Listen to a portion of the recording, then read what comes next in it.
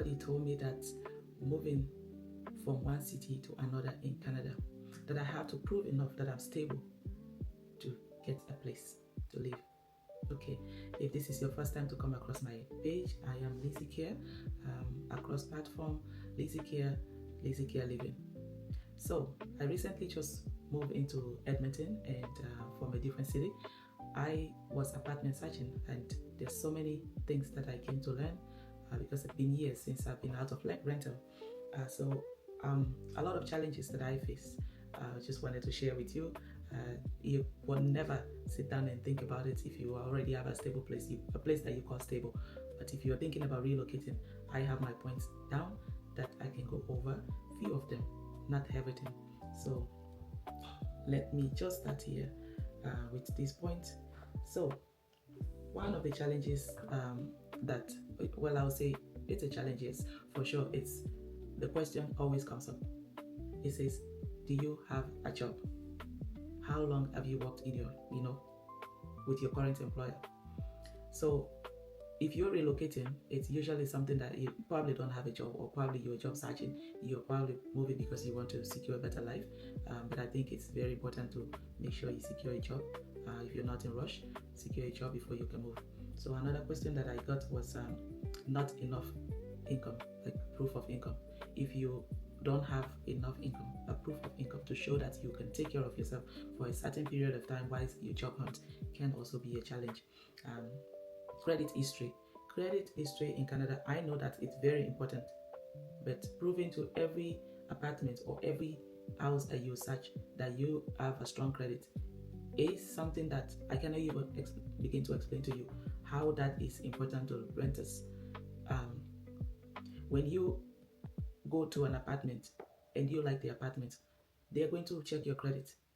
I know they said that it doesn't reflect, it's a soft check, but it does put a little dent on your credit. I believe so because I saw that in my apartment searching.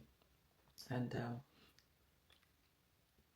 another thing is not having enough money up front, because every place that you search for, you have to have your security deposit. You have to make sure you have your first, your first month rent. Sometimes that can be an issue, because they're always going to ask you to pay the first and last month rent. It's not always, it's not something that you can avoid. I believe most places, except maybe if you're renting some basements, and I'm not sure, but I believe so, because for me, every place, every house that I search, they're asking for first and last month rent, which is understandable because if you're leaving the place, there's a damage, your last month should cover some of those damages. Depends on the extent of your damage that you have. Another thing is competition. Oh my goodness, competition for rental. It seems like right now, finding a place, an apartment in Canada, it's difficult. Housing challenges, it's just real. It is real. I'm telling you, it's real. So you go find a place. One apartment that we went to is a townhouse. Actually, we went there. There are a lot of people. We all line up to go inside this place to go see. And some people are coming out angry just because what was advertised is not what they're seeing. But there were a lot of, at least I'll say, five of us that were lined up, going inside, taking a tour in the house, and just to see whether it's best fit for us. So it's comes down to all those things: your job, your income, your financial, your credit. All of those things count in. So if you don't have that, imagine you're competing with other people for the same location or the same house. So finding something that, another one is finding something you can actually afford. Affordability. Oh my goodness, I can tell you, these apartments in Edmonton are so expensive. So expensive. It's difficult to find a cheap apartment in a good location. We went to so many houses, so many places. But first of all, before you actually go view those places, they will ask you, do you have a job?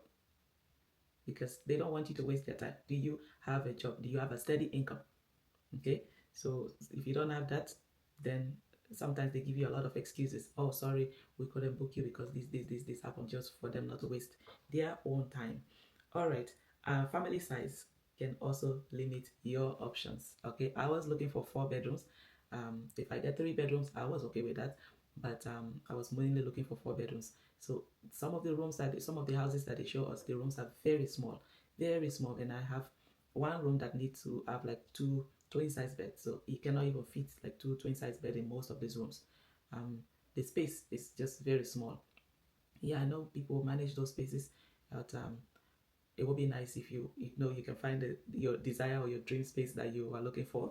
But currently in Canada, these houses are small. These recent houses that they're building, they are very small. All right, that's another challenge. So if you have a bigger family, think about it, because it's not easy to find apartments that will fit certain type of family sizes. Okay, so another thing is the emotional pressure, the part that no one really prepare you for, the pressure of moving, and that also depends on what's your reason to move. So the emotional pressure of moving, it's very challenging. I never knew how difficult it would be for me to move. So I did not prepare for this move. I was not prepared for it, but circumstances happened that forced me to move. Something that we'll get to talk about a little bit more now in this platform, because I got my space. I'll be able to share with you some of the things that you will have to prepare for when it comes to relocating, whether that being in Canada or maybe outside of Canada. But I'll tell you, if you're single, make your move now. But if you have kids, trust me, prepare yourself, because emotionally it's very exhausting. I remember one of the search when we came from there, everybody was tired. My kids were exhausted. We couldn't even eat. We couldn't eat because Edmonton is big. You have to travel from one point to another. It takes sometimes I'll say a good half an hour to 40 minutes, depends on where you are, searching. I didn't have like a specific location in mind because I was not too familiar with Edmonton. So I just was basing my decision on Google reviews, and just to find a place that is more quiet, safer for myself and my kids, accessible to schools and university as well, and being able to find a job for myself. So those are the things that I was looking for. Most of those things I was getting that reviews from Google.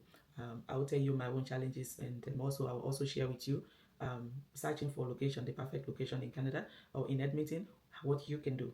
So please follow this account, and also feel free to share, as well as give it a thumbs up, subscribe, because we have a lot now to share on this platform. I'll also be sharing with you some of my cooking and most of my challenges when it comes to being a single mother, and trying to adjust in a new city. It's not easy, but with God, everything is possible. And I want you to be part of this journey as I explore, or as I grow as a mother, grow as a woman, grow as God, a child of God. So stay tuned. Don't forget to hit the like button. Don't forget to share with your friends, because we are going to explore life in a different way. Thank you all. Again, I'm Lizzy, Lizzy Care, across platform, Lizzy Care Living on Instagram. Thank you. Until next time. God bless you.